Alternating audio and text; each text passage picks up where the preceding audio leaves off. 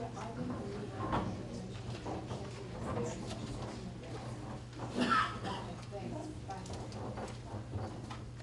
want to certainly welcome everybody here this evening for our kickoff meeting for the Exit 6 and Exit 7 FE Everett Turnpike corridor analysis that we're moving forward on right now.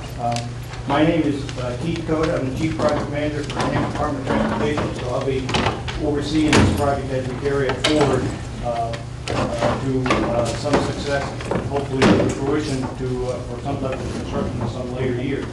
But our purpose of today is a public information gathering to give you an understanding as to what the schedule is that we're going to be proceeding with, how we're going to proceed with the project, as well as what type of public outreach and input that you'll have available to you. With me this evening, we have our study team. We have Vanessa Hagen-Bresson brought on board for assisting us with this project. Marty Kennedy is the lead for VHB, and you see a lot of him over the next 18 months. This corridor analysis is anticipated to take about 18 months to complete, but in doing so, we also have Southern New Hampshire Planning Commission involved, as well as RKG, which is a traffic consultant specialty that deals with the traffic modeling, which is going to be a key component of this project.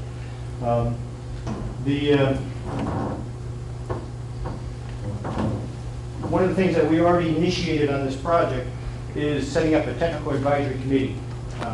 This technical advisory committee consists of members, as you see here, from the department as well as FHWA.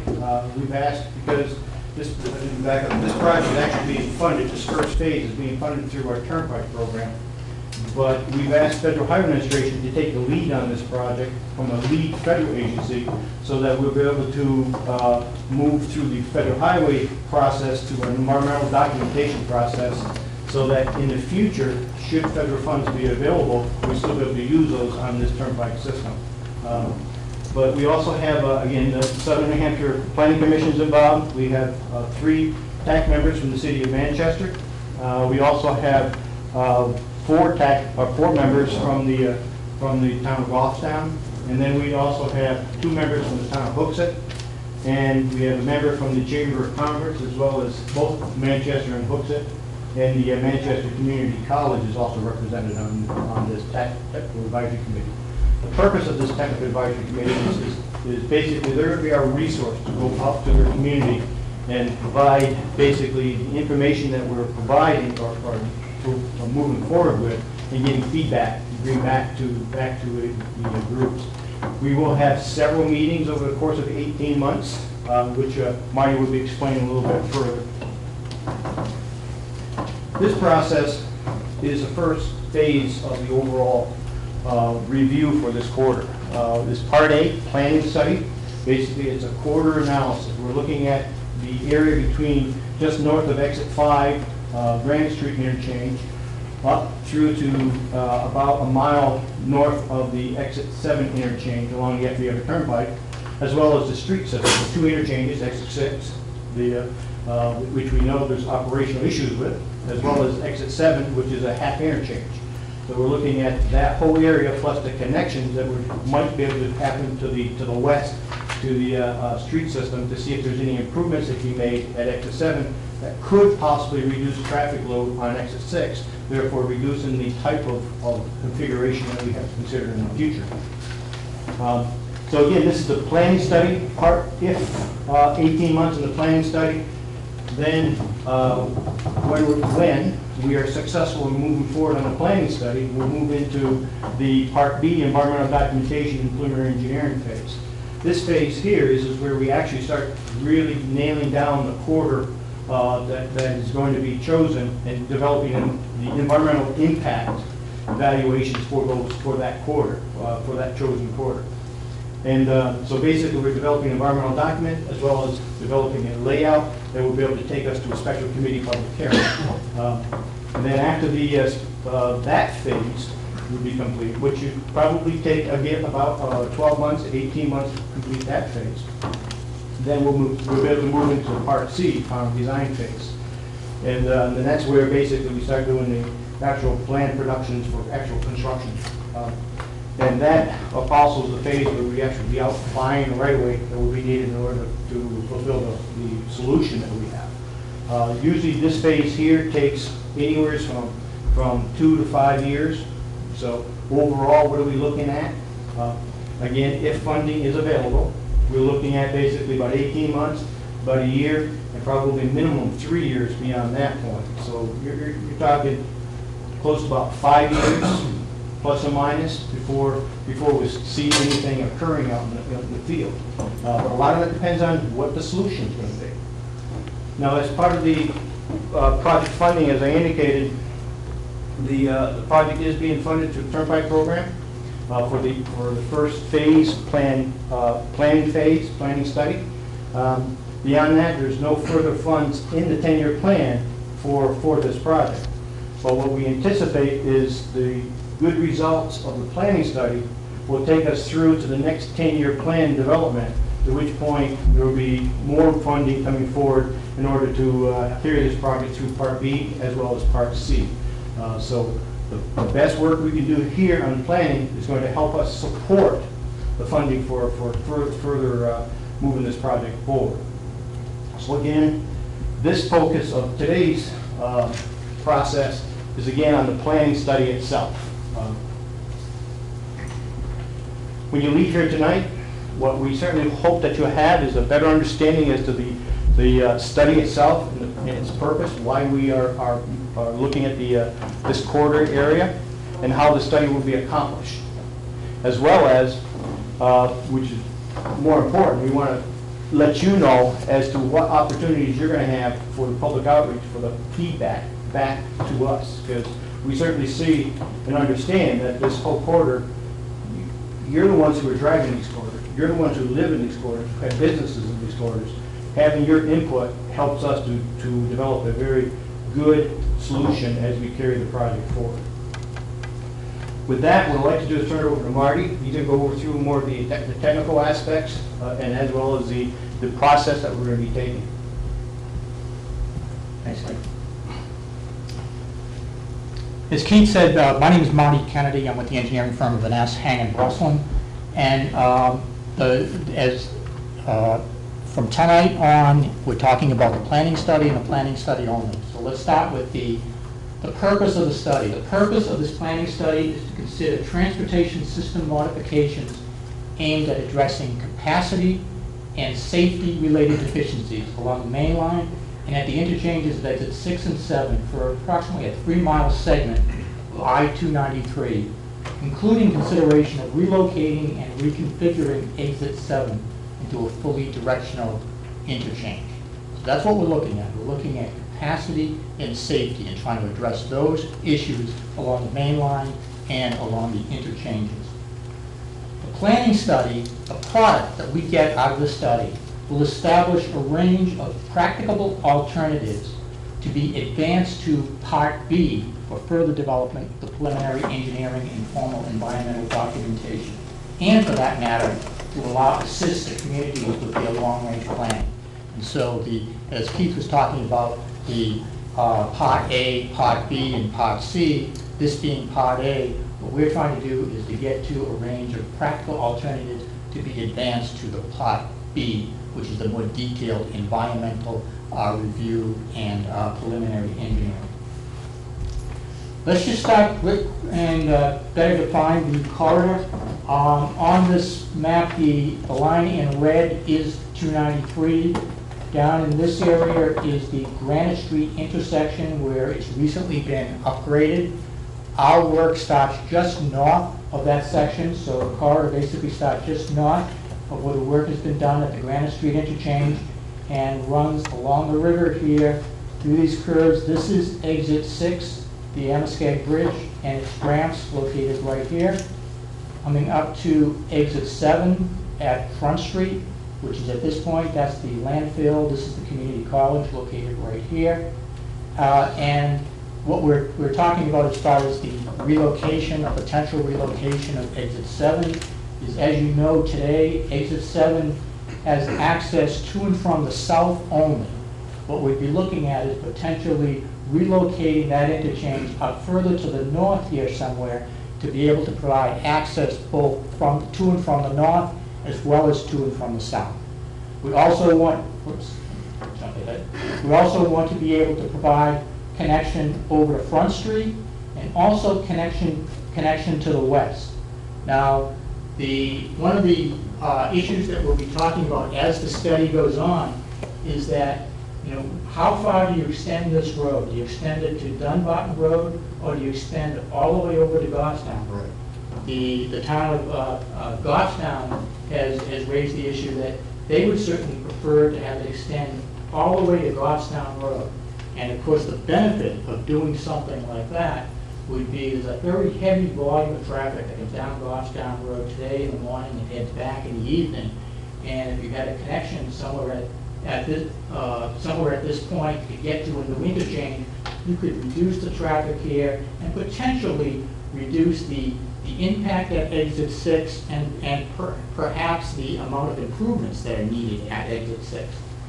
The downside, and the thing we're going to need to take a look at, is that right up in this area at Black Brook, there's a substantial wetland in that area. And so we'll be having more discussions as we advance the study as looking at the advantages of taking traffic off of exit 6 and having it come over here versus the potential impacts to that wetland area. So that's something we'll be having more discussion on as we proceed. Let's take a look a little closer at the corridor. This is, of course, the Amherst Bridge and the exit 6 ramp system. Up here, this is actually heading south. Granite Street is just to the off the photo here to come along the curve. Today, as many of you know, you get the northbound off ramp here, which often during the peak hours of the day backs up right onto the highway and around the curve. We've got the congestion up on the circle, and here's the northbound on ramp, where when you're getting on at this point and coming onto the highway, it's actually a fairly short acceleration distance there, which makes it difficult for vehicles to enter with the heavy traffic heading in the northbound direction. Heading southbound, as you come up, you've got this very tight weave with the on-ramp and the off-ramp at that location. Very close, very high volumes coming on and off at that location. And of course, you've got the one more little on-ramp right in here that nobody ever seems to figure out is there as you're heading into the curve. I know, today, most people who know the area, if they're coming down the highway, they know at this point to get over to the left because you've got all kinds of things happening on the right-hand side. But the people who don't know that have a surprise when they get there. Let's take a closer look here. This is what I was talking about. This is the northbound ramp onto getting off at exit 6, and there's the curve. And you can see what happens is that traffic backs up and actually backs onto the highway. And notice the curve right there. So now we're heading northbound, approaching that curve. And what you'll notice is the sight distance is actually terrible. So you can't see. The ramp is just off to the right here.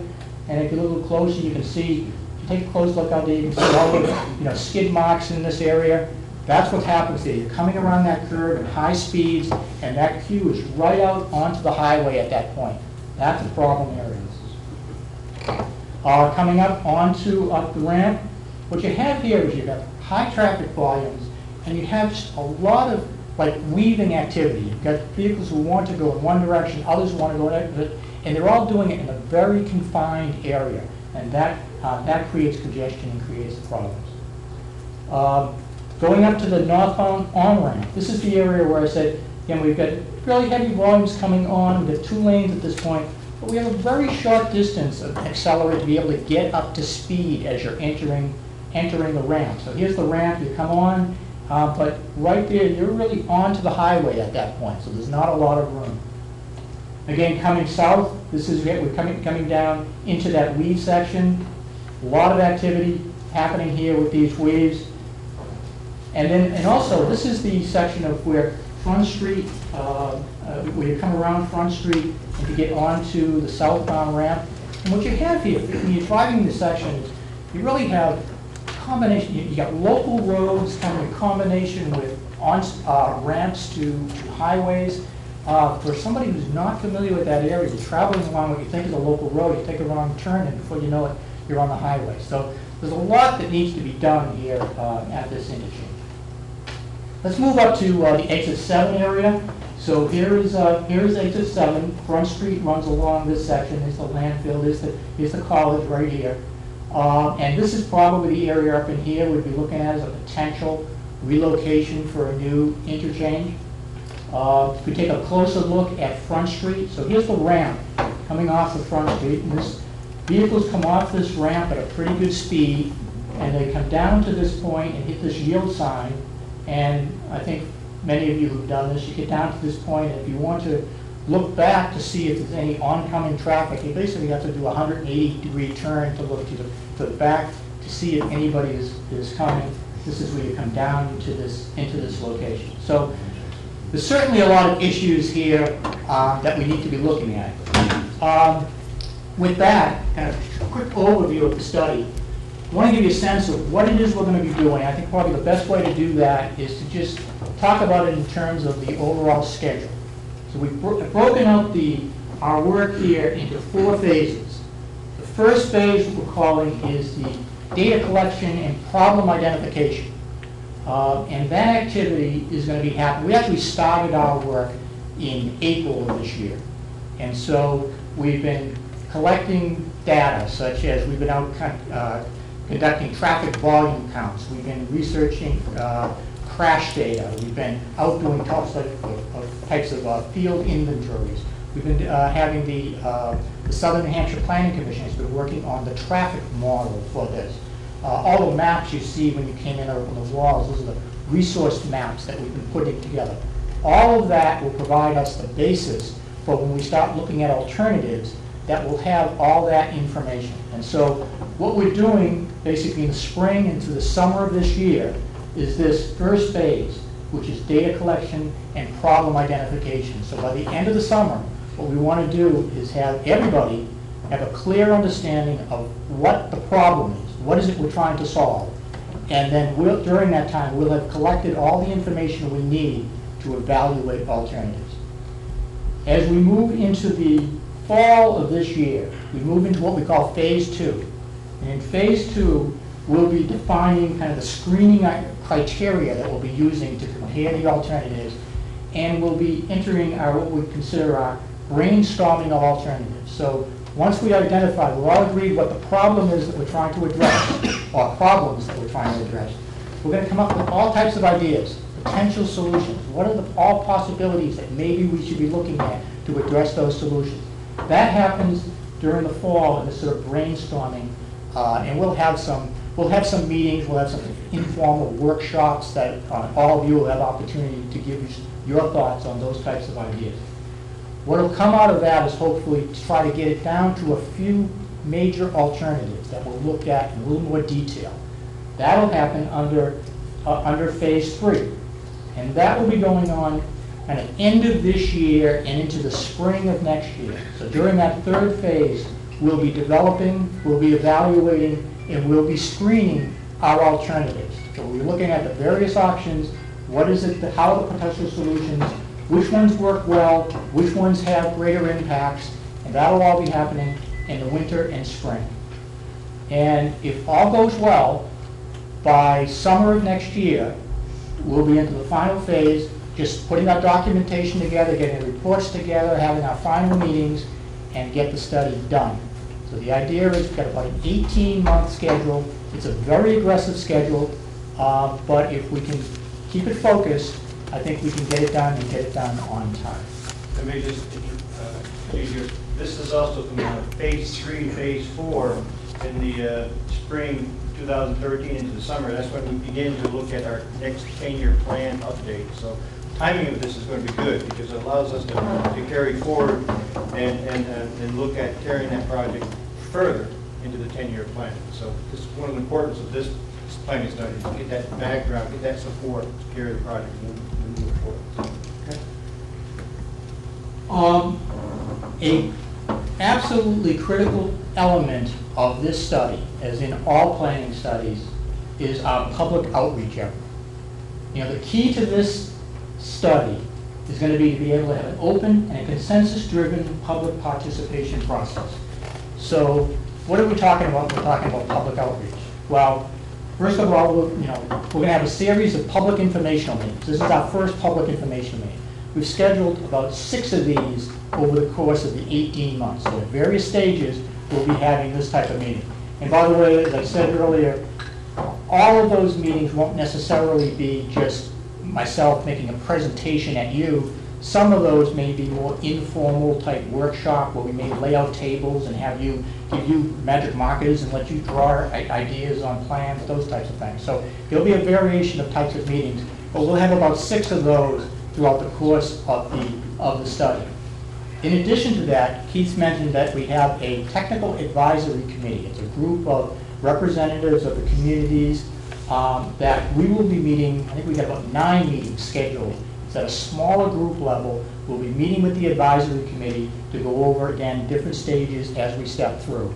I want to make it clear to everyone to understand that the technical advisory committee's role is just that. It's advisory. It's not a decision-making committee. So if you're not on the advisory committee, you don't have to worry that somebody else is making decisions and it's being done before you get a chance. That's not the way it works. The purpose of the advisory committee is they're our ears to the community. They're supposed to come to our meetings to tell us what the community is thinking so that we don't miss something. So we'll have a series of those meetings. In addition, we'll have a number of what we call local officials meetings. So as we're moving ahead, we may want to drop in and get on the planning board agenda or other commissions or official meetings that each of the communities have, just to give an update on where we are on the study or if they have particular questions. So we'll have some of them, and we'll schedule them as needed or as requested by the various communities. In addition to that, we're going to have a project website, and I'm going to go through that and show you that in just a few minutes.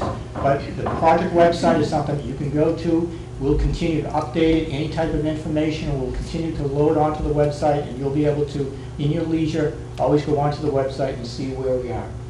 And periodically, we'll put maybe some newsletters out. So, different stages of the study, if something's going on, we'll set out some newsletters and maybe some press releases. So what we want to do throughout the entire course of the 18 months is to keep everybody involved. Because we don't want this to be a study where I get to the end of the study and I come in and just, here, these are the recommendations. That's not what it's about. What it's about is through the entire 18 months, we're building on something that's being developed all the time from each of the communities. So that's what we want to do. So you will hear me say that again and again in probably every meeting you come to. I'm not going to get into a lot of detail on this, but I do want to give you a sense of the type of data that we've been collecting in the spring, and we're continuing to do so. And I'm just going to run through some of the traffic volume counts. We'll talk a little bit about our design hour condition, talk a little bit about the traffic model and the crash data in transit, and some of our environmental and cultural resources. For those of you that have an opportunity, we have a lot of that information out on the maps. All of this information is going to be on the website. So again, don't worry about the details right now. You can go to the website, you'll be able to see it. We'll have reports, and you'll be able to get that. In fact, at the next meeting, we'll probably go into more details on some of this information. But let me just step through it so you have a sense. We have gone out and collected new traffic volume counts along the main line and along at each of the all the ramps, both of them, AM peak hour and the evening peak hour. We've also done counts out at intersections around the study area, again during the morning peak hour and the evening peak hour. We also have a number of locations. We have continuous counts, 48-hour counts, so we know what's going on at a daily basis. And so we have all kinds of traffic data. Let me just give you a sense of some of the numbers to get a feel for some of the more traffic trends. This particular graph shows is a graph of the volume of traffic on the main line, on 293, and it's in the southbound direction. And this happens to be on a Wednesday, early in June. And this graph shows the 24 hours over the course of the day. And don't worry about the numbers. With these graphs, what I'd ask you to do is just concentrate on the shape of the graphs. Because you can see here that in the southbound direction, what you get is, obviously in the early morning, the volumes are relatively low. And by 7 o'clock, you start getting a peak. So at 7 in the morning, between 7 and 8 a.m., you've got a peak, and between 8 and 9, you also have almost the same volume. When you look at that, that's a sign of a point where you're just about reaching capacity, because you get this idea of peak hour spreading, because now you're not getting all the volume in 1 hour, it's now spreading over a 2-hour period. So when you see that on a chart, that's an indication of that. Again, this is the southbound direction, so the heavy volume is the AM coming southbound in the morning. And as we head throughout the course of the day, and then in the evening peak, this is about 5 o'clock right here. We're in the southbound direction. We do have a peak, but it's not as high as the morning volume. If we now look at the northbound direction, in the northbound direction, again, what's happening now is the volume is more in evening flow. It's people leaving, heading north in the evening. So you have, again, your morning peak here. This is about 8 o'clock in the morning. And you can see the traffic continues to build. And by 5 o'clock, you have your peak condition here. So again, what we have is southbound, heavy traffic coming down southbound. And in the evening, the heavy traffic is heading northbound. Now, if we were to look at the volume of traffic on a daily basis over the course of a week, what we find is that in this area, during the weekends, Saturday and Sunday, the volumes are lower, but because, again, we're so close to the city, Manchester, we've got a lot of activity, both residential activity and business activity. Clearly, it's the commuter periods, it's the Monday to Friday, AM, PM peak hours, which are the busiest, and you can see that pretty much the course of the weekday, the volumes are relatively steady. They sort of build slowly as the week goes on, so later in the week with some recreational activity heading towards the weekend, you tend to get slightly higher volumes, but it's relatively consistent through the weekdays.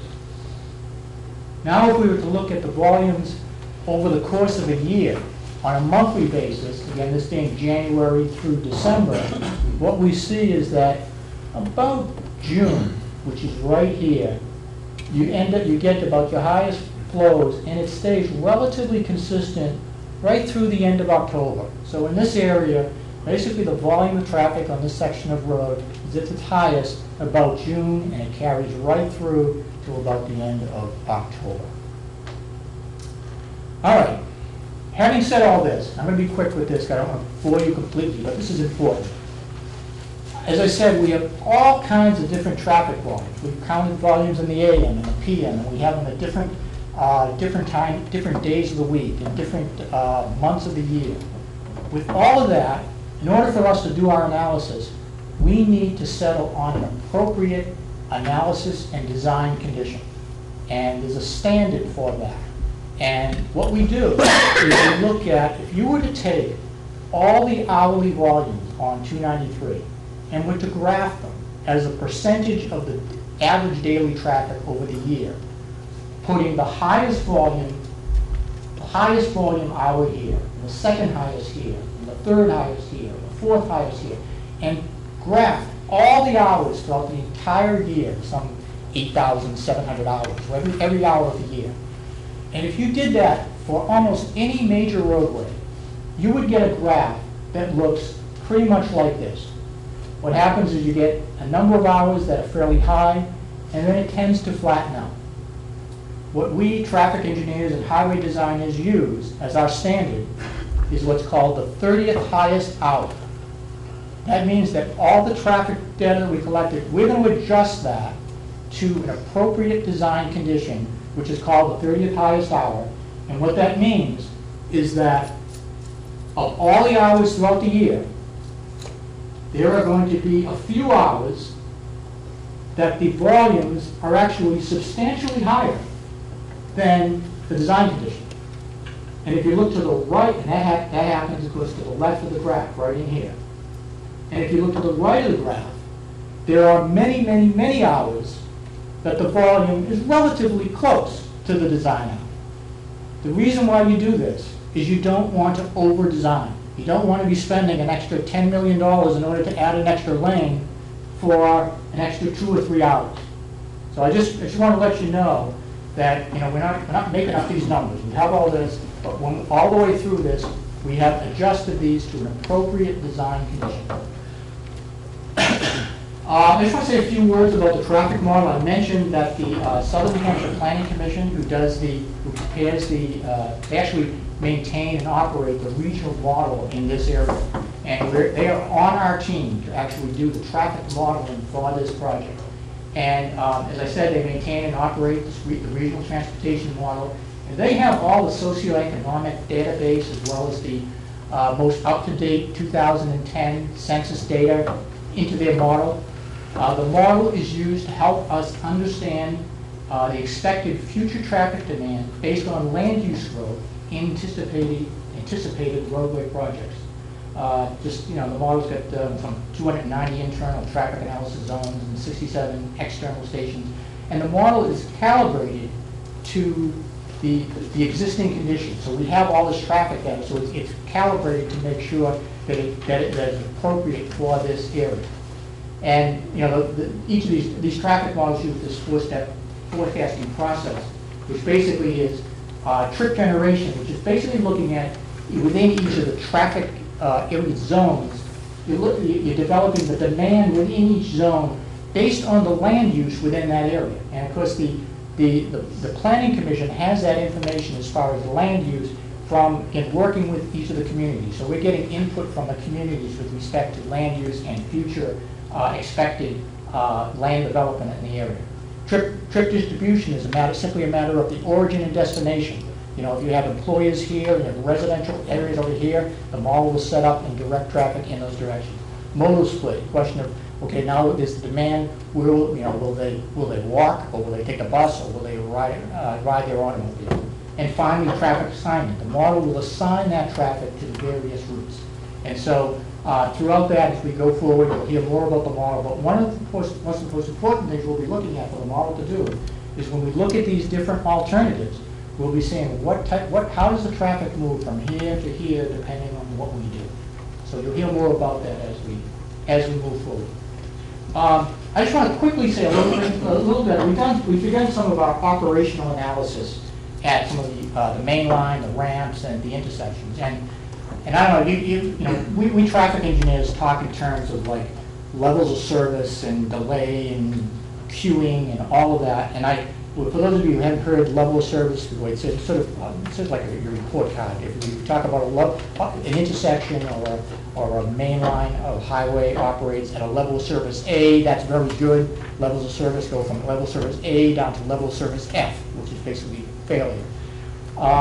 We've done our analysis here. What I want to tell you is that on this map, we only marked up the areas that have, in the yellow, which is the kind of the main line and some of the ramps, is operating at level of service D. And the red areas are operating at level of service E or F. Now, we found something fairly interesting. And that is, as we've been out doing our observations and doing our operational analysis with our volumes, what we're finding is that I just talked about how some of these ramps back up into the main line and all the close weave conditions, all of that.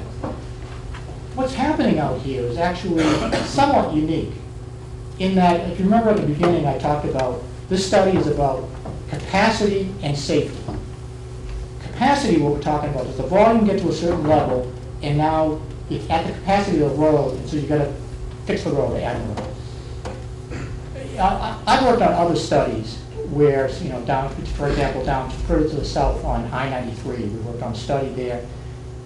That was clearly a capacity issue. The section of I-93 got to a point where the volume was so high, there wasn't enough lanes in it. Something had to be done from a capacity standpoint. Capacity is important here, but there's something a little bit different happening here, and it's safety. And what's going on here is that even though we've got very high traffic volumes through here, even though we have traffic backing up onto the highway from congestion up above at the intersections, even though we've got weave conditions where high volumes are entering, high volumes are leaving at the same time, while all that's happening, we've measured travel speeds during the peak hours of the day, and motorists are still moving at 60, 65 miles an hour through this section while that's going on. So when we talk about that northbound ramp, and we've got the queue back on the highway, we got people moving, and the lanes are full, and they're moving fairly quickly. From our regular operational analysis shows if the speeds are moving well, that's a good level of service. I don't want you to take that as looking at the yellow and saying, well, it's only level of service D, because there's much more going on than just the volume and the speed for level of service D. There's really an issue here from the standpoint of operational safety as opposed to just operational capacity, okay? Yes. I noticed that on Granite Street there's an ERF level of service. Yes. You just spent an awful lot of money. I know. Actually, that intersection, those types of intersections, I think it's probably just barely a level of service E. But that intersection, which is at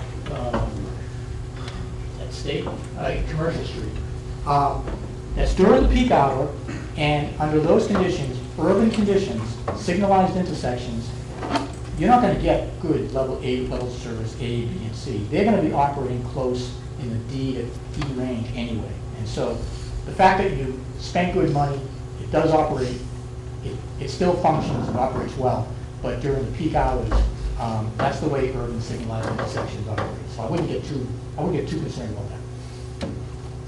Except if you get the calls from Commercial Street people in that traffic trying to make the change. Yeah, and I'm not, obviously as we go forward, if there's something particular, we can look at that intersection. But I'm just telling you in general, there'll be urban intersections in the city that you're never going to get them to very good levels of service unless you just continue to add lanes.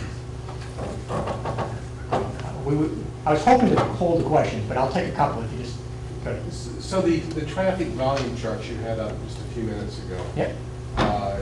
Different periodic times.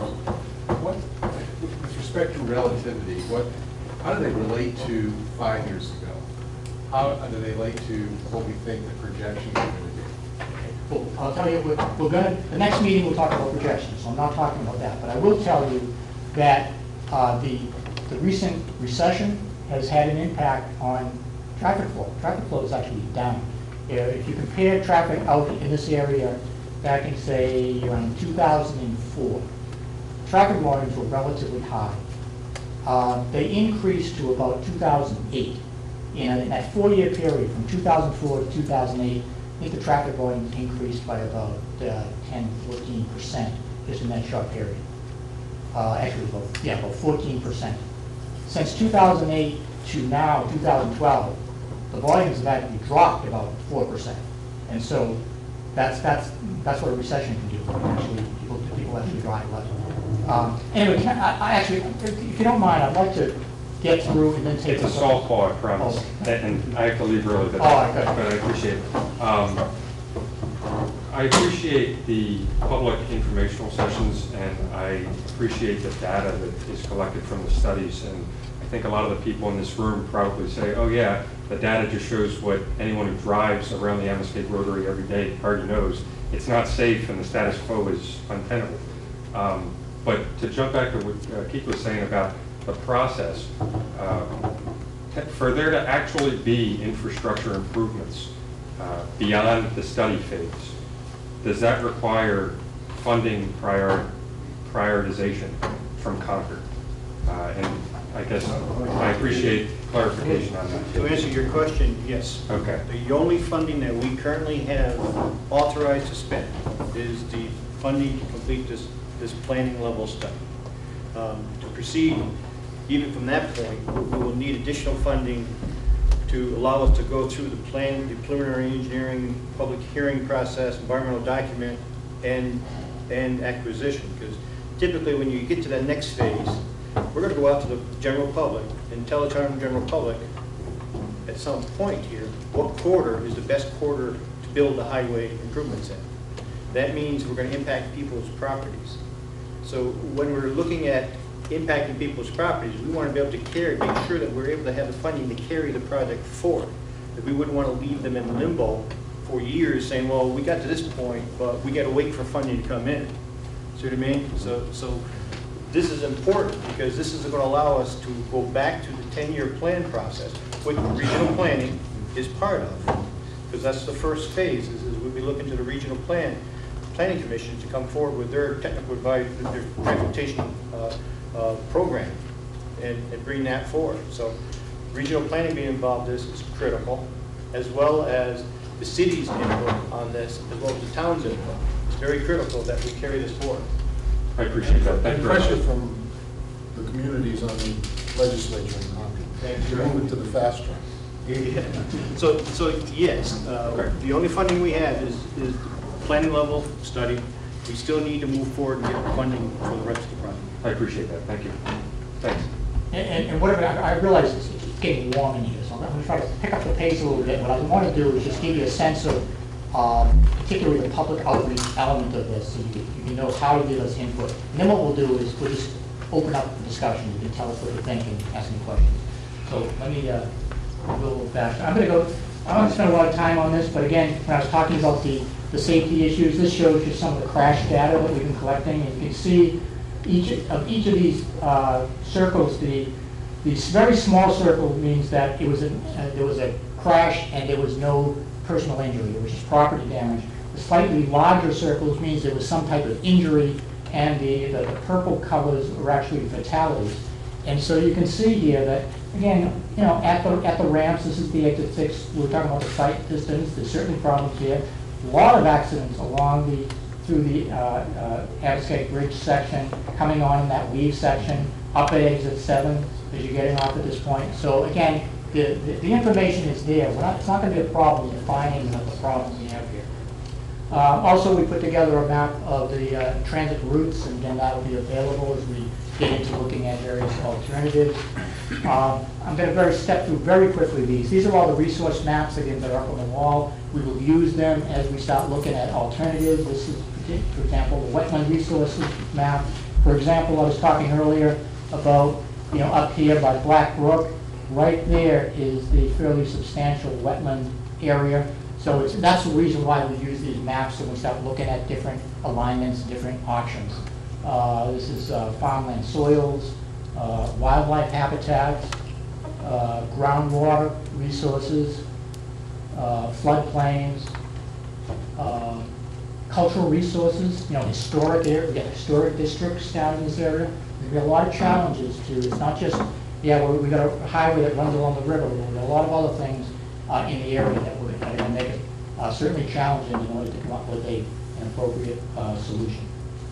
If I may interject, Marty, all these resource maps, environmental maps, as Marty indicated, future informational sessions that we'll be having, we'll be basically having these maps overlaid over each other, so you'll have a matrix of all these constraints, and ask you to develop a line through it.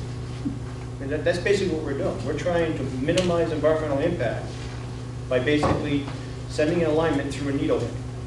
Where can we send it through to have the minimal impacts? And that's where the fun gets in. So. Okay, this is the project website located at www.293planningstudy.com. We'll get you this information. Don't worry about it. What I'm going to do is let me just call up the. Wait for a second. Show you. So what the site basically, and this, you know, when you go home, you can at your leisure go through it. What you'll see here is the home page has just a general overview of the project. Again, it was talking about the Part A, Part B, Part C. Up in this right-hand corner, you'll always see kind of what's new. So if we have announcements to the next meeting or very new documents that we're putting, that'll be located up here. So you can, you know, you can come in and click on here. This is here's the announcement to today's meeting. That type of information will be on here. You come over to the left-hand side here, click on. You want to go to study schedule. Again, we'll be updating this as we go. You always have a sense of what the schedule is. Documents, any type of documents. These plans, the plans on the wall, they'll be all located on here. You can go in, look at them at your leisure. Any meetings that we have, both the technical advisory committee, all these public meetings will have the meeting notes and any of the public PowerPoint presentations. They were all on the website, so you'll be able to go in and look at those. You see contacts, listed Keith Coder at New Hampshire DOT. He's the project manager for the DOT, and I'm the consultant project manager. Our email's there, our phone numbers are there. You can call us or you can email us anytime you have a question or comment. We have the technical advisory committee. We have listed on here all the members of the advisory committee. And so you can come in and just see who in your community is on the committee. Again, they're, for better or worse, I don't know if they want, their emails and phone numbers are on there. So if you don't want to say something here at a meeting and you wanted to contact somebody on the technical advisory committee, share your thoughts with them, and they'll bring it to the technical advisory committee. Let me see. Probably most importantly here is the feedback section. And so on here, you will be able to go on and provide us. You can ask us questions. You can give us your comments. You can at any time during the study, tell us what you're thinking. So you can, just come in here and you can. Let me see. You can. Okay, you're either. I'm going to ask a question. I have a comment. Please add me to the email list. If you're, if you ask a question, do you want to be contacted? Do you want to be contacted by email, by phone, by mail? Probably most importantly, do you not want us to contact you at all? I mean, just you tell us what you want to do. You can. We want people to comment and not worry about, well, okay, now we're going to be bugging them, calling them, and so forth. So anybody who wants to provide us information, you can do that. Simply come down here, type in whatever you want in here, submit the message. This comes directly to me. I will get all this information. We'll get back to you on responses to questions, or if you just want to give us a sense of how things are going, you can do this on this website. The one other thing I want to talk about here, and on here we have this interactive map, and actually I wasn't able to, because we're not live here, I don't have access to the internet here, wasn't able to show you that, but I do have it on here. If we were to, if you come over and go to the interactive map, what it will allow you to do is you'll actually get a map that comes up of the area, and it will include, again, all this information, the resource mapping. It'll include the crash data. It'll include everything in there. You'll be able to go in and turn on or turn off any of these various layers or information. You'll be able to come in. If you click on, say, one of the crash locations, it'll give you information on the location, the time of day the accident occurred, and what happened, and what type of accident it was. It'll give you that type of information. We'll be adding information, such as traffic volumes and other data to this as we go. You'll be able to zoom in and shut off certain layers and put in topography and other things. So again, at your leisure, you can go in, you can play along with it. As we get developing alternatives and concepts, we'll be adding that to the maps, and you'll be able to see what those look like as well. So with that long-winded presentation, again, primary contacts are myself and Keith. The website is www.293planningstudy.com. And as I said, this is the first meeting. It's really important that we get you to work with us all the way through. I'd like to be able to take any of your thoughts, ideas, suggestions here tonight, but don't think tonight's the only opportunity.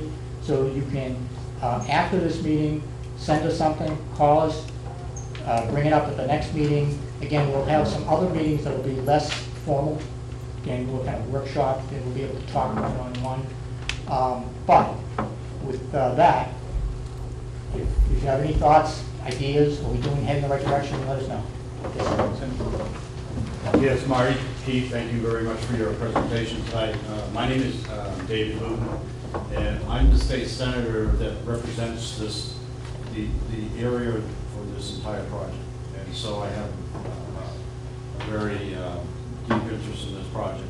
And one of the parts of it that I'm very most concerned about is there is a condominium development that runs along the northbound on-ramp at exit 6 onto 293 on the east side of that on-ramp, that short little ramp. And literally, there is only about, I think, about 20 feet of that, and you're on their property. Right. So that's something that I'm going to have an eagle eye on, to make sure that whatever you come up with, you don't impact the quality of life for those folks. Right. That's number one. Number two, I would, I guess, in part because of my role as a member of the Senate Transportation Committee, involved in the 10-year highway plan, I would like to very much request that I be a member of the Technical Advisory Committee so that I can participate in this process on Brown Road all the way through. I think I can have something to offer. And also additionally, because a number of my constituents are impacted by both components of this project, I would like to be able to be as informed as possible. So I make that request, Keith, if you could. I will honor your request and put you on. Thank you very much. It can get time consuming, so certainly with your activity, we'll keep you as informed as we possibly can. You know that you have very important meetings elsewhere. I just want to also note that Executive Council Resort called me, advised that he had another commitment this evening, function that he had to go to, he wasn't able to attend this evening. He did also express his strong concerns for this quarter and the need to take some type of action toward this as fast as we possibly can. So he wanted me to get that message back out. Anybody else? Again, this is your time to give us feedback. I can probably guess what you meant when you said that exit 7 you're planning a fully directional interchange. Engineering-wise, what would that mean? Could you elaborate on that? Well, what I'm talking about is today, when you get to exit 7, you get off at Front Street, you can get to Front Street from the south and you can head south. But if you wanted to get from Front Street to head north, you can't do that. What I'm talking about is the new interchange would have ramps that would allow you to get from Front Street or get onto the interchange wherever it is at Front Street and head north, to be able to get off coming from the north, and the same thing, be able to get on and off from the south. That's what I'm talking about, fully directional. Thank you. Mayor? Yes, a few years ago you had a project where you were going to rebuild the bridge over Black Brook, and that appears to have been stalled or stopped at this point. In your plans, is there anything for that bridge? Only because I live a few houses from it. At night, when the big rigs hit it, that decking is loud, and I know it's not in very good condition. Good point. Yes, there was a project to look at the Black Brook here, those bridges, do some rehabs on those structures.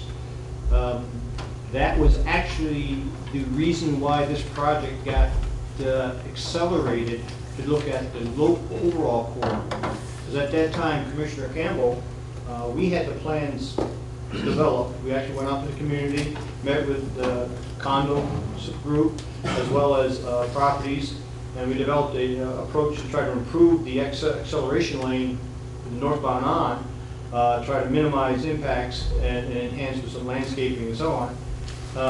We're at the point of ready to put that project out for construction, and Commissioner Campbell said, asked the question, how does this fit into the overall corridor needs? Are we going to have to replace this at some point in the future when we know we have problems here? Unfortunately, we didn't have an answer, because we have not done this level of planning, level of study. So one of the objectives that DOT has is to look at, once we get to that phase where we're looking at the corridor and looking at the alignments through this Black Brook area, can we maintain those bridges as part of the overall infrastructure? If we can, then that will allow us to carry that project forward and rehabilitate those bridges with the understanding that they even may be considered to be widened slightly in order to facilitate something in the future. But at least what we do, we won't lose the investment. Okay. So that's the purpose. That would put on delay until we can assure ourselves that the infrastructure investment we make, we won't lose that. And at that time, you'd also spoken of like 10 years or 20 years down the road, doing 3 lanes in each direction in that area as well. Yes, as part of, one of the objectives of this planning study is to look at from the Granite Street interchange north of carrying a design for a 6-lane facility, 3 lanes each way. So that's one of our objectives here. Of your crash data, how many of those were median crossovers? You know, offhand, I'll have to check that and get back to you. I don't think there were a lot, but I'll have to check that. I don't know. Hi, my name is Keith Hirschman, and I'm a former representative for the ward here, Ward 12. And I actually filed a bill in 2005 for this study.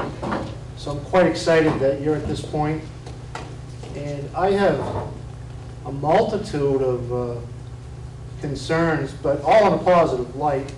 One of them is our host facility here. I don't know if you've noticed the facility's expanded, you know, a great deal, and the traffic trying to enter and exit here. I don't know if it could be considered that a quick in-ramp from 293 from the highway could happen. The 3A traffic trying to take a left to come into this facility is dangerous without putting in a full set of interchange lights and all that. Seems to me that if they can make an in-ramp to a liquor store, they could do it to the college. The other concerns that I have are, I filed the bill mainly to study the rotary, because for the past 30 years to get to my house, I have to drive in a circle every day and run the gauntlet with the highway traffic just to get on the surface roads to the home. And everyone has that, it's quite dangerous. And I know the Manchester Police did numbers for me back in 2006. You probably have all that. So it would be nice if we didn't have to have a rotary per se, that there was actually an Eddy Road that was a Manchester Street, and that there was a highway interchange complete, but you didn't have to get on that rotary to run on a surface street. And the other concern is, well, I don't want to take up a lot of time. Just the last one really is public safety. I always see the fire trucks on 293, and I know Manchester's building a new fire station that services this whole corridor. So if our planning board could get together with you guys and make it so that that firehouse, I don't even know how they get on the highway now, but that's another whole concern. But exit, what you're calling exit 7, is probably the most dangerous part, because as you're heading north, there's a stop sign, and people are supposed to put their directional on, and someone's going to get killed there if it's not fixed, you know, in the next couple of years. That's my concerns. Thank you. But you bring up some very interesting points that, you know, can't argue that there's deficiencies.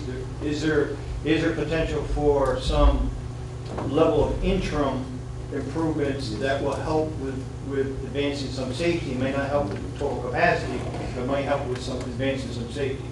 One of the things that as department is interested in is we want to identify, as we do this corridor analysis and we look at the existing condition systems, is there areas where we can make some improvements? Can we possibly look at some signal upgrades that would be more efficient in moving traffic, therefore cutting down the queues?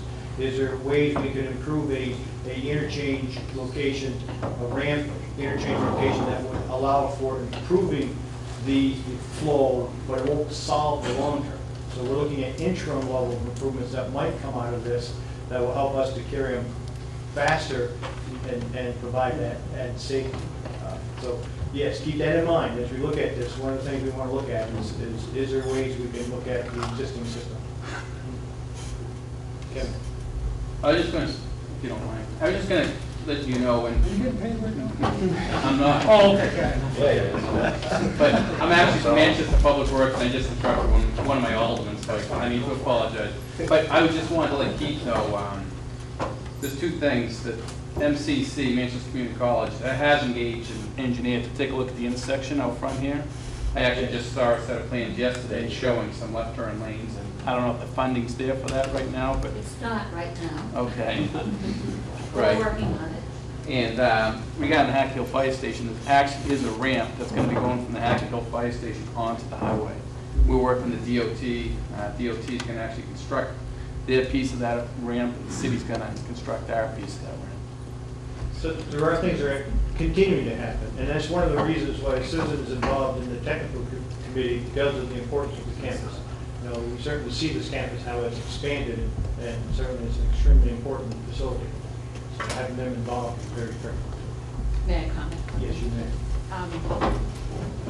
The college has contracted with Hoyle and Tanner, and there's been a traffic safety study that's done. In fact, some of the folks in this room that participated in the study, and we just met yesterday to look at two different options, which involve a left-hand turning lane and a right-hand turning lane, depending upon which direction you're coming in, to improve the safety, because we certainly, as we attract more 18 and 19-year-olds to the college, just 5 years ago, most people were 30 or over. It's a different driving. Online, shoot you a question and they would get a response.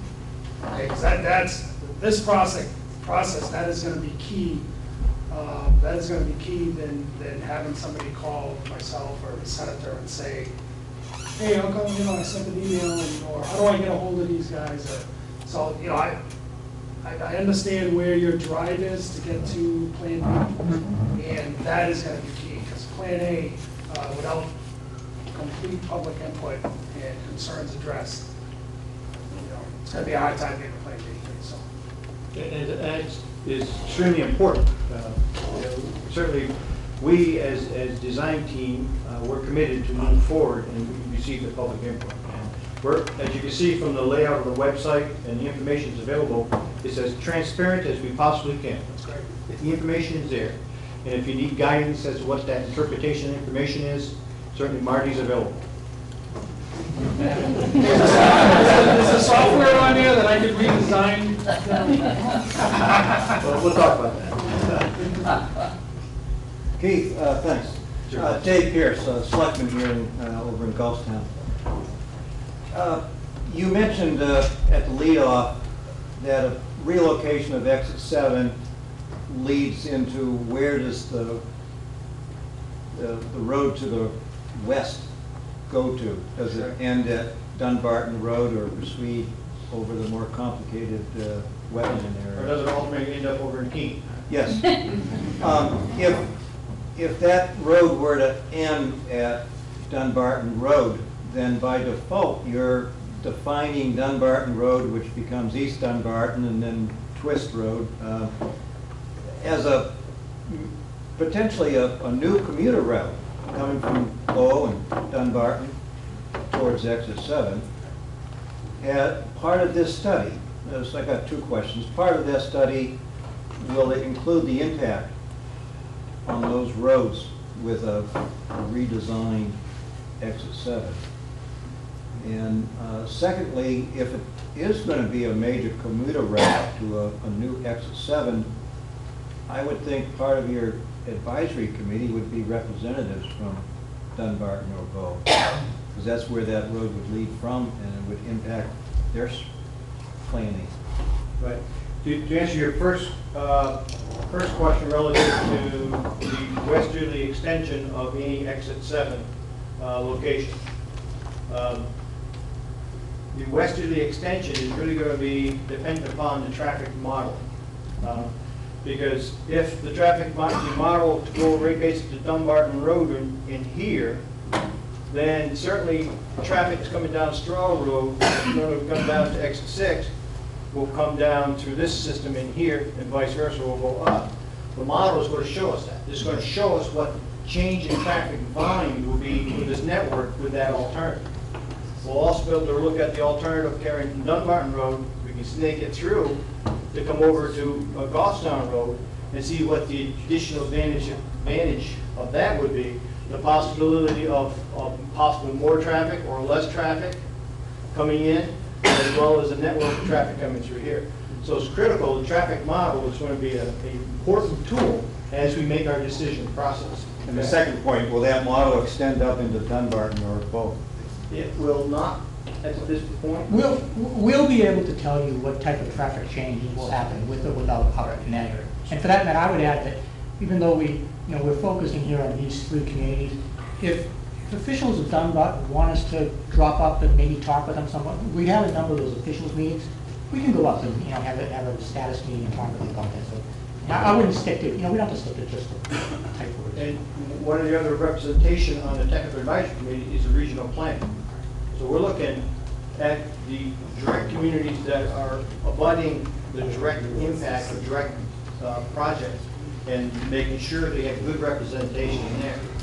The regional planning commission that's involved in the technical committee purpose there is to look at their neighboring communities and get their input on this process. As regional planning does that dialogue, if they want us to go out and meet with these outer towns, we certainly will open that up and do that. Okay. Keith, my question is, are questions and comments on your website going to be available for the public to review as well? As well as I your guess answers? I hadn't thought of that. I think we should, I guess what I'd like to do is, I'll get back to you on that, because I have to think of, sometimes people want to ask questions but don't want them out, but maybe not. Let me get back to them. At least archive them. So Yeah, we'll have them all. They'll all be in the record. So maybe we can do that for that command button. Yeah, are you okay with letting? Are you okay with posting Yeah. this for public? Yeah, maybe we could do that. Brian Rose from Goffstown. Just a question, is the Manchester landfill, is that a constraint, or is that, available, possible location of roadway, or what do you see that as? I would see the Manchester landfill as a constraint such as moving Mount Washington to the western coast. Yes. Any involvement in the landfill results in some extremely difficult environmental rules and requirements. And we would never be able to afford this project. So yes, it is a constraint. So you're saying it's easier to cross Black Brook? Yes. Anybody else? Talking about safety and as we prepare to work through this project here, getting onto the highway, the on-ramp at exit 6, there's a sign at the first bridge. I'm not sure what it says. It says, first of all, it's a speed limit of 45 miles an hour, but I wonder if that sign said exit only, if that would help those trying to get on the highway. And also, in addition to that sign, would be to use directional so we know who's coming down that side. That would be just a safety recommendation. That would be a quick fix, not a total fix, but at least an attempt to fix something that is very dangerous at times, to get on that highway at exit 6. So that's the type of feedback that we also are looking for. Because once we have that, we can certainly go back to our Bureau of Traffic and have them take a look at some of this and see if there are some. Again, these are minor tweaks that might improve the communication to the drivers. Because again, you're the one who are using these highways, so you're very familiar with them. So that's the type of stuff that we're looking for. I would expect that even well before the study is complete, we'll be making some recommendations. I think will come out of these workshops on those types of, quick, relatively low-cost kind of actions.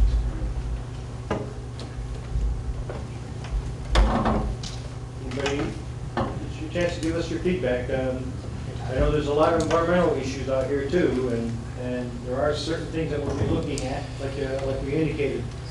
Properties themselves, the historic nature of properties. You know that we've identified some historic districts that we've done as previous project studies, but I do anticipate that there's going to be greater amounts of areas that would probably be considered as a district now because of the increased age since the last time they were reviewed. All that information we'll be bringing forward. So fun part is yet to come as we start looking at all these constraints, meeting in alignment, and doing the modeling to show how the benefits are, and as we carry it back. As I noted, the funding we have for this project right now is for the planning study. It is the department's intent to carry this planning study forward so we can work with our state and senator representatives and senators relative to the 10-year plan through the regional planning process and 10-year plan development phase. We also have to look at the long-term, how we're going to pay for this, whether it's through federal funds or through advances of turnpike funds. So as we dialogue and we begin to understand what the ramifications of the solutions are here, as well as the cost, then we can begin to program out what the financial liability is going to be and how we're going to get to that point. So your support through this process is going to help us to carry us to the next phase. So we're looking forward to it. We're very, very thrilled to be moving forward.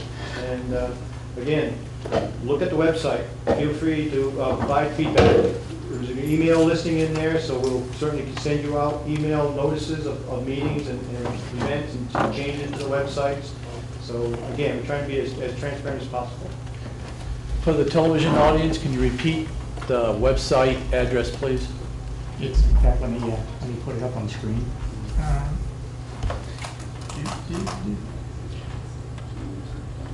Website is www.293planningstudy, all one word, .com.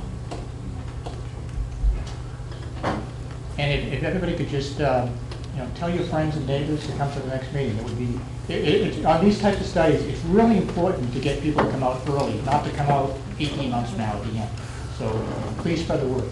Do you have a date for the next meeting? Not yet. As soon as we get it scheduled, we'll get it out. And by the way, please sign this, and sign up sheets. If you put your email, phone numbers, whatever, we'll be getting, either emails or mailings out to you to let you know when the meeting's up. In closing, I want to thank you for taking the time to come out for us to look at the kickoff of this project. We look forward to it. TAC committee members will probably be meeting in about a month from now. We'll begin to dialogue the discussions this evening as well as additional information. Again, you can get feedback back to Marty or myself to the website, or if you want to contact your TAC representative members, please. Senator, you're on the list. So, thank you very much.